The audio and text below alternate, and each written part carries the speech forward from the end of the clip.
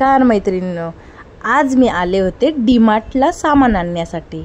मग काय आतमध्ये गेलो आणि मस्त ज्यूसर बघितला आणि तो ज्यूस छोटासाच होता आणि त्याच्यात ज्यूसही बनवू शकतो आणि अजून दुसरे काही बनवायचं असेल तेही बनवू शकतो। आणि तो बघितल्यानंतर मी त्यांना बोलवत होते ज्यूसर मशीन घेण्यासाठी, मी खूप त्यांना फोर्स करत होते। मग काय थोडं आतमध्ये खूप बाहेर कडाकाचा उन्हाळा आणि आतमध्ये डीमार्टमध्ये थंड असं पाणी प्यायला भेटलं। ते पाणी प्यायले आणि मग काय खरंच डीमार्टमध्ये आल्यानंतर ना आपल्याला हे सामान घेऊ का ते सामान घेऊ असंच वाटत असतं, पण पॉकेट मनी पण बघितली पाहिजे ना। मग थोडीशी स्वराची शॉपिंग केली, कारण आता स्कूल स्टार्ट होणार आहेत, त्याच्यामुळे थोडी स्वराची शॉपिंग केली आणि मग घरासाठी पडदे बघत होतो।